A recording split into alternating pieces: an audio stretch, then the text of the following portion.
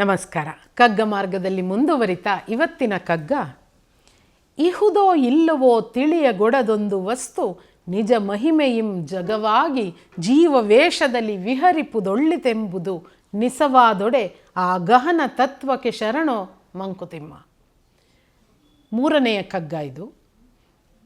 ಇಹುದೋ ಇಲ್ಲವೋ ತಿಳಿಯಗೊಡದೊಂದು ವಸ್ತು, ಇದೆಯೋ ಇಲ್ವೋ ಗೊತ್ತಿಲ್ಲದೆ ಇರತಕ್ಕಂತಹ ಒಂದು ವಸ್ತು, ನಿಜ ಮಹಿಮೆಯಿಂ ಜಗವಾಗಿ ಜೀವವೇಷದಲ್ಲಿ ವಿಹರಿಪುದು, ತನ್ನ ಮಹಿಮೆಯಿಂದ ತಾನೇ ಜಗತ್ತಾಗಿ ಬದಲಾಗಿ ವಿಹರಿಪುದು, ಓಡಾಡ್ತಾ ಇದೆ, ಇಲ್ಲಿದೆ, ಎಕ್ಸಿಸ್ಟ್ ಆಗ್ತಾ ಇದೆ ಅನ್ನೋದು ನಿಜವೇ ಆಗಿದ್ದರೆ ಆ ತತ್ವಕ್ಕೆ ಶರಣಾಗು ಅಂತ.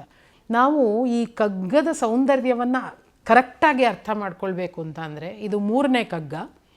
ಮೊದಲ ಮೂರು ಕಗ್ಗ ಒಂದು ಬೇರೆ ವಿಭಾಗ ಆಗುತ್ತೆ, ಅಲ್ಲಿಂದ ಮುಂದಕ್ಕೆ ಬೇರೆ ಬೇರೆ ವಿಭಾಗದಲ್ಲಿ ಕಗ್ಗಗಳನ್ನು ಡಿವೈಡ್ ಮಾಡಿದ್ದಾರೆ. ಮೊದಲನೇ ಮೂರು ಕಗ್ಗ ಒಂದು ಬೇರೆ ವಿಭಾಗ. ನಾವು ಈ ಮೂರನೇ ಕಗ್ಗವನ್ನು ಅರ್ಥೈಸ್ಕೋಬೇಕು ಅಂದರೆ ಮೊದಲನೆಯ ಮತ್ತು ಎರಡನೆಯ ಕಗ್ಗವನ್ನು ಸ್ವಲ್ಪ ಗಮನಿಸಬೇಕಾಗುತ್ತೆ. ಗಮನಿಸಿ, ಮೊದಲನೇ ಕಗ್ಗ ಹೇಳುತ್ತೆ, ಶ್ರೀ ವಿಷ್ಣು ವಿಶ್ವಾದಿ ಮೂಲ ಮಾಯಾ ಲೋಲ, ದೇಶ ಸರ್ವೇಶ ಪರಬೊಮ್ಮನೆಂದು ಜನಂ.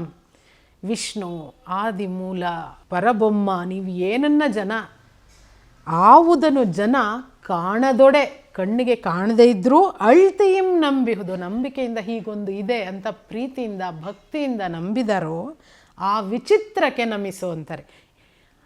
ಅದೊಂದು ವಿಚಿತ್ರ, ಯಾಕೆಂದರೆ ನಮ್ಮ ಕಣ್ಣಿಗೆ ಕಂಡಿಲ್ಲ, ಅದು ಏನಿದೆಯೋ ಗೊತ್ತಿಲ್ಲ, ಯಾವುದೋ ಅದೊಂದು ವಿಚಿತ್ರ, ನಮಿಸ್ಬಿಡು, ಅದಕ್ಕೆ ನಮ್ಮನ್ನು ಮೀರಿದ್ದದು ಅನಿಸುತ್ತೆ ಅಂತ. ಇಲ್ಲಿ ಒಂದು ಸ್ಲೈಟ್ ಆದ ಗೊಂದಲ ಇದೆ. ದೇವರು ಪುಸ್ತಕದಲ್ಲಿ ಏನು ಮೂರ್ತಿರಾವ್ ಹೇಳ್ತಾರೆ, ಫಸ್ಟು ಮನುಷ್ಯ ಕಣ್ಣು ಬಿಟ್ಟ ತಕ್ಷಣ ನೋಡ್ದ ಜ್ವಾಲಾಮುಖಿ ಇದೆ, ಪ್ರವಾಹ ಬರುತ್ತೆ, ಇನ್ನೇನೋ ಒಂದಾಗುತ್ತೆ, ಮರಗಳು ಬಿದ್ದೋಗುತ್ತೆ, ಕಾಳ್ಗಿಚ್ಚಿದೆ, ಎಟ್ ದ ಸೇಮ್ ಟೈಮ್ ಇಬ್ಬನಿ ಇದೆ, ಹಕ್ಕಿಗಳು ಕುಹು ಅಂತ ಚಿಲಿಪಿಲಿಯಾಗಿ ಕೂಗುತ್ತವೆ, ಎಳೆ ಹಸಿರು ಇದೆ, ಪುಟಾಣಿ ಹೂವು ಅರಳುತ್ತೆ. ಸೊ ಇಲ್ಲಿ ಭೀಕರವಾದ್ದು ಇದೆ, ರಮಣೀಯವಾದ್ದು ಇದೆ. ಇದು ಏನೋ ಒಂದು ಇದನ್ನೆಲ್ಲ ಕಂಟ್ರೋಲ್ ಮಾಡ್ತಾ ಇದೆ, ನನಗೆ ಅರ್ಥ ಆಗದೆ ಇರೋದು. ಸೊ ಅದನ್ನು ನಾನು ಒಲಿಸ್ಕೋಬೇಕು ಅಂತ ಅರ್ಥೈಸ್ಕೊಂಡ ಶುರುಲಿ ಅಂತ.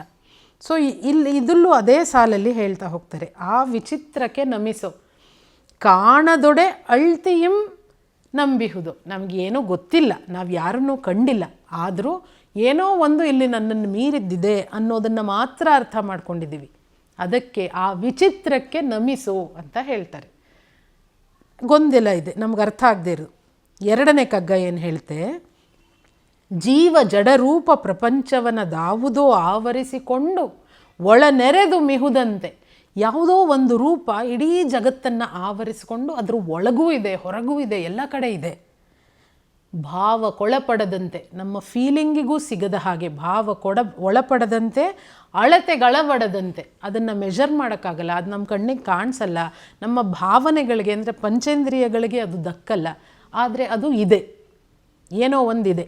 ಮೊದಲನೇ ಕಗ್ಗದಲ್ಲಿ ಇದ್ದ ಗೊಂದಲ ಈ ಕಗ್ಗದಲ್ಲಿ ಇಲ್ಲ, ಏನೋ ಒಂದಿದೆ ನಮ್ಮನ್ನು ಮೀರಿದ್ದು ಅನ್ನೋವಂಥದ್ದು ಗ್ಯಾರಂಟಿ ಆಯಿತು. ಇಲ್ಲಿ ಕೊನೆ ಸಾಲಲ್ಲಿ ಏನು ಹೇಳ್ತಾರೆ, ಆ ವಿಶೇಷಕ್ಕೆ ನಮಿಸೋ ಮಂಕುತಿಮ್ಮ ಅಂತ.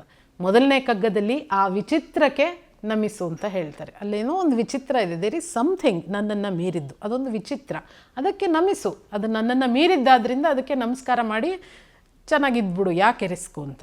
ಎರಡನೇ ಕಗ್ಗದಲ್ಲಿ ಆ ವಿಶೇಷಕ್ಕೆ ನಮಿಸೋ ಅಂತಾರೆ, ಅದೊಂದು ವಿಶೇಷವಾದ್ದು, ಇಟ್ ಈಸ್ ಸಮಥಿಂಗ್ ಸ್ಪೆಷಲ್, ಒಳಗಿದೆ ಹೊರಗಿದೆ ಎಲ್ಲ ಕಡೆ ಇದೆ, ಆದರೆ ಅದು ನಮ್ಮ ಅನುಭವಕ್ಕೆ ಬರ್ತಾ ಇಲ್ಲ, ಅದು ಗೊತ್ತಾಗ್ತಾ ಇಲ್ಲ, ಅದೊಂದು ವಿಶೇಷವಾದ್ದು, ಏನೋ ಒಂದು ಸ್ಪೆಷಲ್, ಅದಕ್ಕೆ ನಮಿಸು ಅಂತಾರೆ. ಈ ಕಗ್ಗ ಮೂರನೆಯ ಕಗ್ಗ. ಇದನ್ನು ಮತ್ತೆ ಅವೆರಡರ ರೆಫರೆನ್ಸಲ್ಲಿ ಗಮನಿಸೋಣ. ಇಹುದೋ ಇಲ್ಲವೋ ತಿಳಿಯಗೊಡದೊಂದು ವಸ್ತು, ನಮಗೆ ಗೊತ್ತಿಲ್ಲ ಇದೆಯೋ ಇಲ್ವೋ ಅಂತ. ಯಾರೋ ಒಬ್ಬರು ಹೀಗೊಬ್ಬ ದೇವರು, ಅವನಿಗೆ 6 ಕೈ 8 ತಲೆ ಅಂತ ಕೊಟ್ಟು ಅದಕ್ಕೊಂದು ರೂಪ ಕೊಟ್ಟು ನಮಸ್ಕರಿಸಿ ಶರಣಾಗ್ತಾರೆ ಅಂತ. ಇನ್ಯಾರೋ ಒಬ್ಬರು ಇಷ್ಟು ಸುಂದರವಾದ ಜಗತ್ತು, ಇಷ್ಟು ಸಂಕೀರ್ಣವಾದ ಜೀವ ಸೃಷ್ಟಿ, ಇದನ್ನೆಲ್ಲ ಮಾಡಿರೋ ಯಾವುದೋ ಒಂದು ಶಕ್ತಿ ಇದೆ ಅಂತ ಅಂದ್ಕೊಳ್ತಾರೆ. ಇನ್ಯಾರೋ ಏನೂ ಇಲ್ಲ, it is just a flow, big bang theory ಅಂತ ಹೇಳ್ತಾ ಹೋಗ್ತಾರೆ. ಆದರೆ ಏನೋ ಒಂದು ಇದೆ, ಅದು ಬಿಗ್ ಬ್ಯಾಂಗ್ ಥಿಯರಿ ಆಗಿರಬಹುದು, ದೇವರಾಗಿರಬಹುದು, ನೇಚರ್ ಆಗಿರಬಹುದು, ಏನೋ ಒಂದಿದೆ ನಮ್ಮನ್ನು ಮೀರಿದ್ದು. ಇಹುದೋ ಇಲ್ಲವೋ ತಿಳಿಯಗೊಡದೊಂದು ವಸ್ತು ನಿಜ ಮಹಿಮೆಯಿಂದ ಕೇವಲ ತನ್ನ ಮಹಿಮೆ ಮಾತ್ರವಾಗಿ ಇಲ್ಲಿಯವರೆಗೆ ಏನೋ ಇದೆ, ಅದೇನೋ ವಿಚಿತ್ರವಾಗಿದೆ ಅಂತ ಒಂದು ಹೇಳಿದ್ರೆ, ಅದು ಏನೋ ಒಂದಿದೆ, ಇಟ್ ಈಸ್ ಸಮಥಿಂಗ್ ಸ್ಪೆಷಲ್ ಅಂತ ಹೇಳಿದ್ರೆ, ಇಲ್ಲಿ ತಾನೇ ತನ್ನ ನಿಜ ಮಹಿಮೆಯಿಂದ ಇಡೀ ಜಗತ್ತಾಗಿ ಬದಲಾಗಿ ಜಗವಾಗಿ ಜೀವ ವೇಷದಲ್ಲಿ ವಿಹರಿಪುದು. ಬೇರೆ ಬೇರೆ ಎಷ್ಟು ಸಾವಿರ ಕೋಟಿ ರೀತಿಯ ಜೀವಗಳಿವೆ. ಅದಾಗಿ ತನ್ನನ್ನು ತಾನು ಎವಾಲ್ವ್ ಮಾಡಿಕೊಂಡಿದೆ ಯಾವುದೋ ಒಂದು. ಅದು ನಿಜ ಆದರೆ ಇಲ್ಲೂ ಕೂಡ ನಮಗೆ ಗೊತ್ತಿಲ್ಲ ಅದು ನಿಜಾನೇ ಆಗಿದ್ದರೆ, ಯಾಕೆಂದರೆ ನಾವು ಕಾಣ್ತಾ ಇದ್ದೀವಿ ಕಣ್ಣಿಂದ ಹಾಗಂದಾಗಿರೋದು ಯಾವುದೋ ಒಂದು ಶಕ್ತಿ. ಇದು ಬಿಗ್ ಬ್ಯಾಂಗ್ ಥಿಯರಿ ಅಂತಲೇ ಇಟ್ಕೊಳ್ಳೋಣ, ಅದು ಆ ಥಿಯರಿನೇ ಆದರೂ ಹಾಗೆ ತನ್ನನ್ನು ತಾನು ಒಡೆದು ಚೂರಾಗಿ ದೊಡ್ಡದೊಂದು ಆಗೋದಕ್ಕೆ ಒಂದು ಕಾರಣ ಇರಬೇಕಲ್ಲ. ಆ ಶಕ್ತಿ ಅದು ನಿಜ ಆಗಿದ್ದೊಡೆ, ಅದು ನಿಜ. ಯಾಕೆಂದರೆ ಈ ಜಗತ್ತಿದೆ ಅಂತಂದರೆ ಹಾಗೊಂದು ಯಾವುದೋ ಒಂದು ನಾವು ಕಾಣದ ಶಕ್ತಿ ಇರೋದು ನಿಜವಾಗಿರಬೇಕಲ್ವಾ. ಅದು ಯಾವುದೋ ಒಬ್ಬ ಮನುಷ್ಯನೋ ಒಂದು ವಸ್ತುನೋ ಒಂದು ಶಕ್ತಿನೋ ನಮಗಿನ್ನೂ ಗೊತ್ತಿಲ್ಲ. ಆದ್ದರಿಂದ ನಾವೇನು ಮಾಡಬೇಕು, ಆ ಗಹನ ತತ್ವಕ್ಕೆ ಶರಣೋ ಮಂಕುತಿಮ್ಮ ಅಂತ. ಇಲ್ಲಿ ಅವರು ಆ ವಿಶೇಷ ವಿಚಿತ್ರ, ಮೊದಲನೆಯದು ವಿಚಿತ್ರ ಅಂದರು, ನಂತರ ಅದೊಂದು ವಿಶೇಷ ಅಂದರು, ಈಗ ಅದನ್ನು ಗಹನವಾದ ಒಂದು ತತ್ವ, ಒಂದು ಥಿಯರಿ ಅದು ಅಂತ ಹೇಳ್ತಾ ಇದ್ದಾರೆ. ಅದಿದೆಯೋ ಇಲ್ವೋ ನಿನಗೆ ಗೊತ್ತಿಲ್ಲ ಅಲ್ಲ, ಅದೇ ಒಂದು ಜಗತ್ತಾಗಿ ಮಾರ್ಪಟ್ಟು ಹೀಗೆ ಕೋಟ್ಯಾಂತರ ಜೀವಿಗಳಿರ್ತಕ್ಕಂತಹ ಒಂದು ಸಂಕೀರ್ಣವಾದ ಸಿಸ್ಟಮ್ನ ಫಾರ್ಮ್ ಮಾಡಿದೆ ಅಲ್ವಾ. ಹಾಗಾದರೆ ಅದೊಂದು ತತ್ವ ಇರಬೇಕು, ಒಂದು ಗಹನವಾದ ಇಂಪಾರ್ಟೆಂಟ್ ಆದ ಗಂಭೀರವಾದ ಒಂದು ತತ್ವ ಇರಬೇಕು. ಆ ತತ್ವಕ್ಕೆ ನಮಿಸು ಅಲ್ಲ, ಇಲ್ಲಿ ಶರಣು, ನಿನ್ನನ್ನು ನೀನು ಕೊಟ್ಕೊಂಬಿಡು, be a part of it.